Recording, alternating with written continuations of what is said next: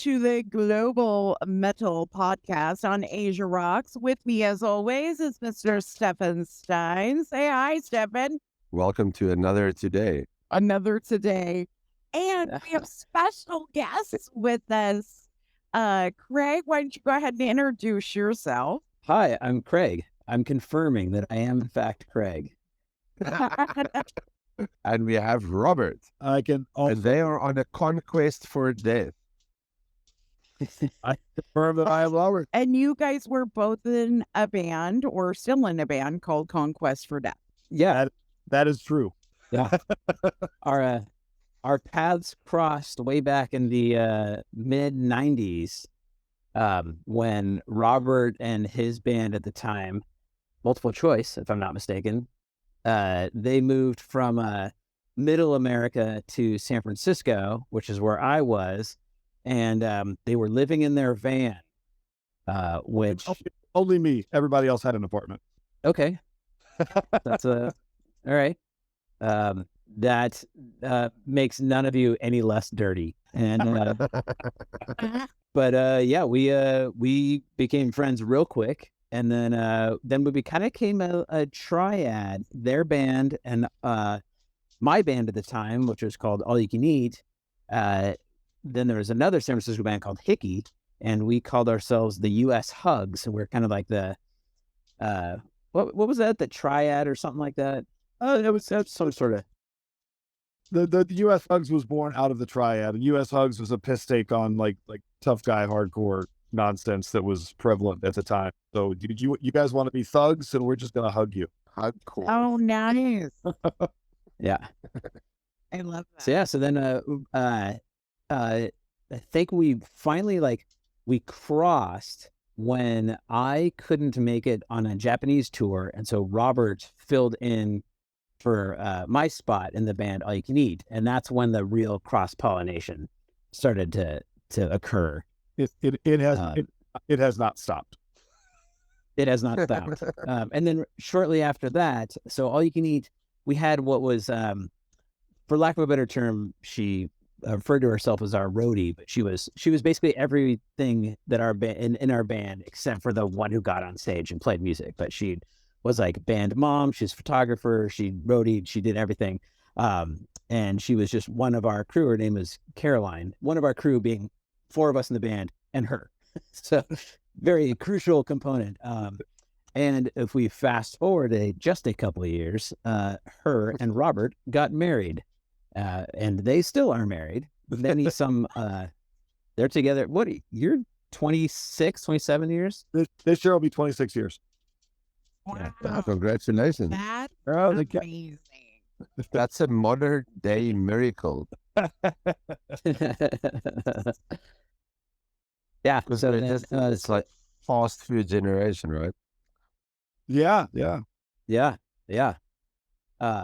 So then there's a point to this. There's a journey that we're on here. So after All You Can Eat, I know that Greg was taking you on a journey, but he is, and you're on it now. So. Yeah, I'll ask for tickets. When after All You Can Eat stopped playing, we sort of regrouped. Devin and I and another friend, Max, started another band that was much more in the hardcore vein and the thrash vein, as opposed to All You Can Eat, which was kind of more in the poppy melodic sort of style. So that band was Chuck from the band Good Riddance was the original bass player, but he did not show up to our very first show, to which we said, hey, we need a bass player at this first show. And Caroline immediately said, I know a guy. And the very next time we got together, Robert was there with us. And so he de facto became our bass player.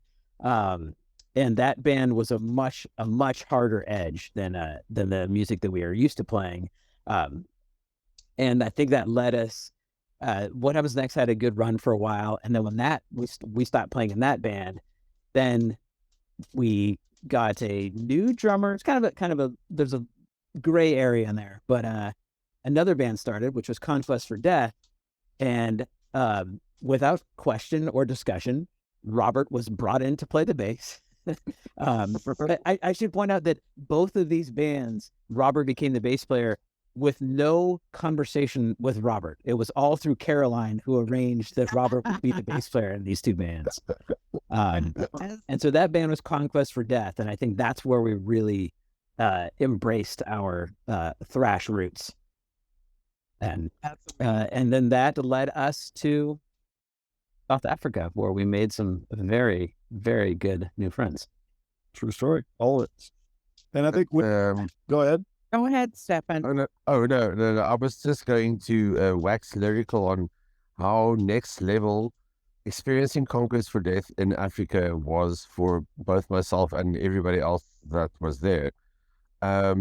Because you guys are like the highest high octane, crazy, jump over each other maelstrom of madness that I've ever witnessed, I think, pretty much. Like, I think you will always rank like one of the most fun shows I've ever witnessed, craziest, funnest, wildest. Yeah, you guys rock, man. Nice to hear, especially all those years later, because you've seen a bunch of bands in the meantime, I'm sure. Yeah, and I've seen some famous ones, I'll tell you. You shit all over them. And so two things. You did not include us in the famous bands category. That was clear. And then number two, I want to call out the term Maelstrom of Madness. That is a choice phrase. I'm going to keep that one. That could be your next album. That's a band name. It should be, yeah. Yeah, that would be an awesome band name, Maelstrom of Madness. Well, I mean, Or a really good album. the last title, a maelstrom of a maelstrom of resentment and remorse, so we could just continue the theme. Yeah. I just bought that on your guys' Bandcamp. Oh, is that the little cha-ching I got right before we started? Yeah, Oh, probably. You shouldn't have paid because Bandcamp took all the money. Yeah. How much does Bandcamp take from you guys? 100%. Really? We got $0. Man. Break the Bandcamp, spreading the love. Here I'm like, it says minimum five something. So I'm like, I'm giving them 10. While we're here, I'm going to change that to minimum 0. I'm going to do that. It's so awesome to meet you guys. And so give me kind of an idea. I've been watching your videos, and Stefan told me all about you guys, and I actually hadn't heard about you guys. So your music was all new to me, and I absolutely love it. Like, it's already on Asia Rocks, which is our global metal kind of universal rock metal station. We have 6 stations in total, and all of our stations, every single one of them fuses American music with Asian language music or global language music.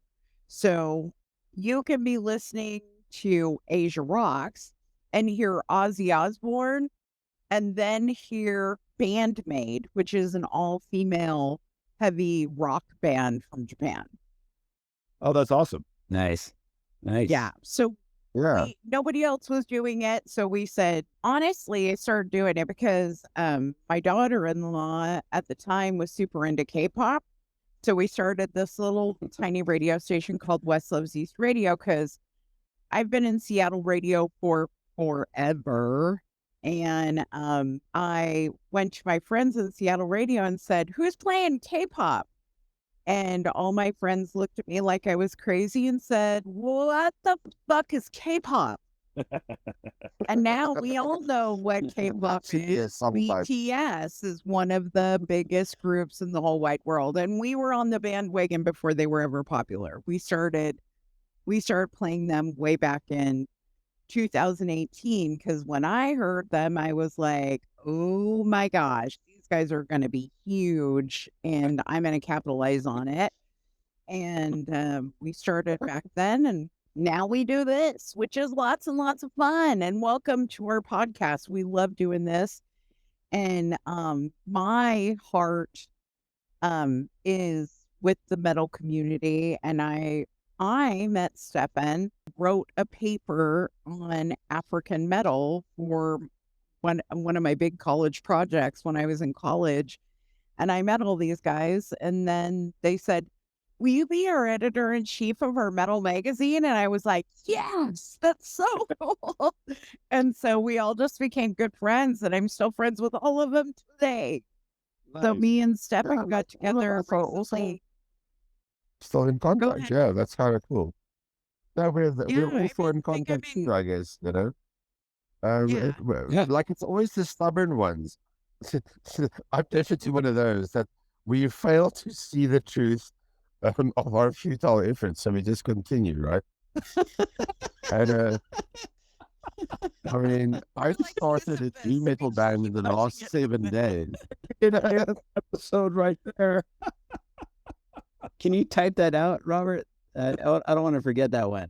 That's that. We have a song called "Rock and Roll's a Loser's Game" and we're winning, Yeah, which I I knew think it. is like a I very saw that. similar sentiment. Absolutely. Because that's the true sentiment at the heart of this scene.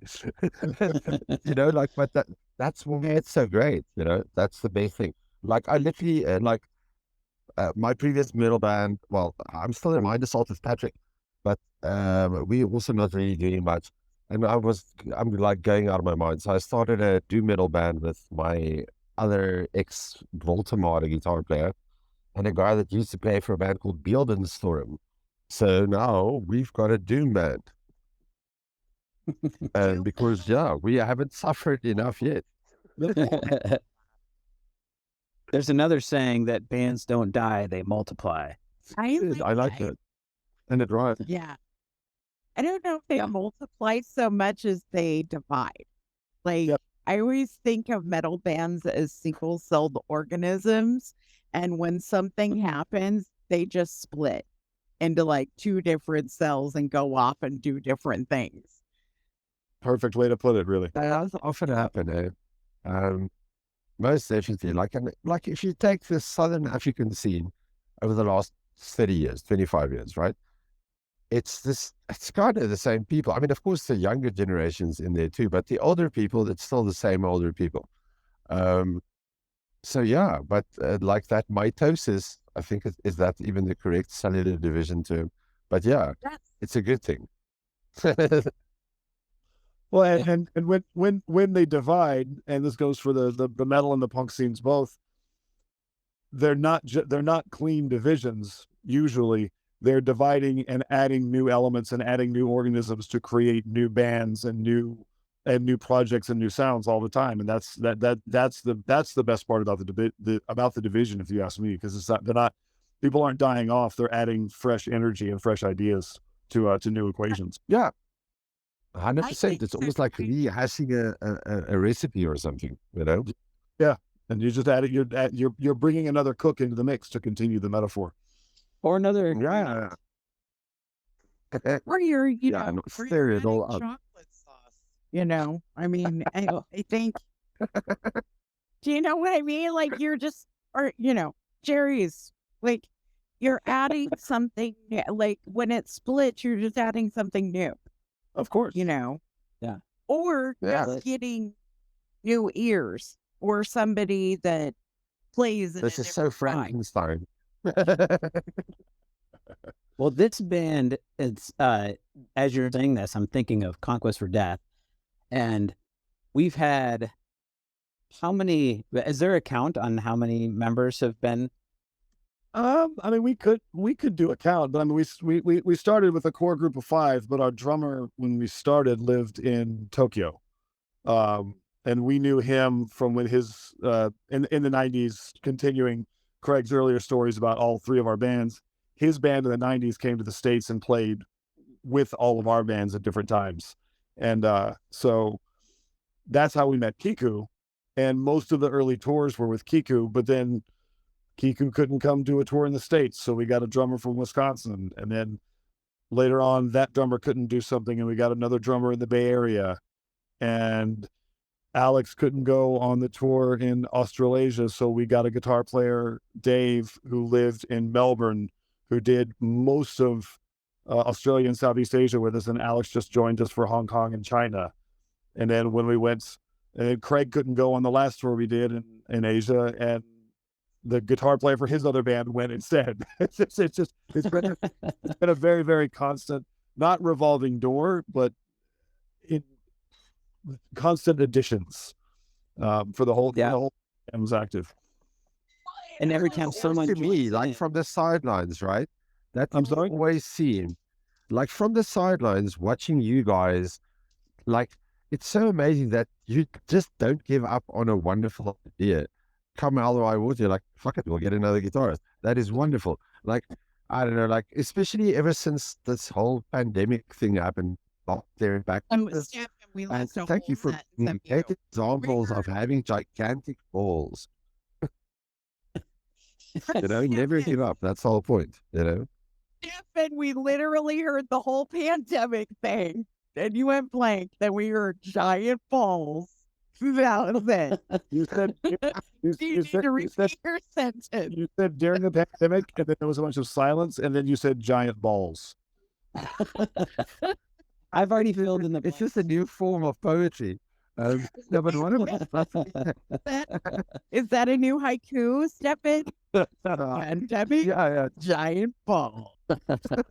They took everybody's balls, but you guys still seem to have giant balls because you're dead up, and you just like, yeah, man, that's national.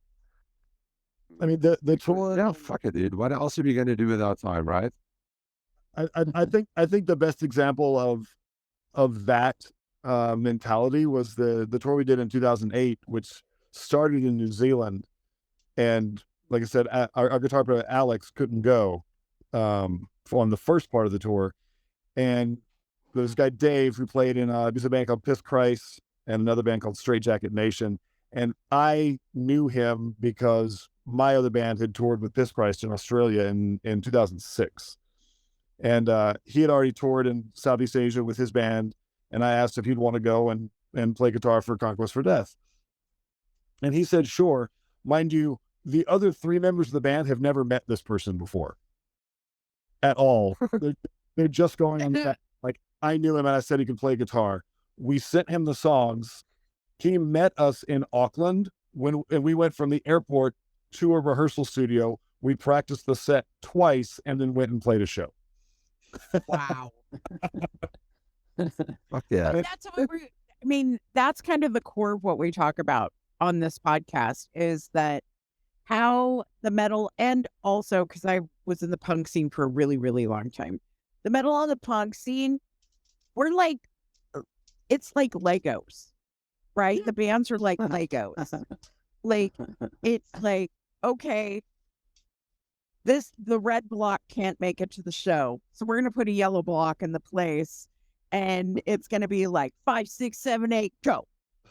Done. Did the show. Because you spend so much time going to other people's shows that, like, if you're normal, you spend so much time going to other people's shows, you literally know what their set is anyways. So you can go, Larry, you want to, I know you can play guitar. You can play guitar good enough to do 5 songs. Come on, get up on stage. Our dude's too pissed drunk to play. Come on, get up here, and we're going to do the set. Or in our case, come on, lose $3,000 in airfare. Let's go. Yeah. Feeling too rich, join our band.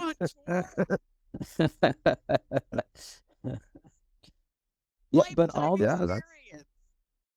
Lifetime experience. Oh, that's for sure.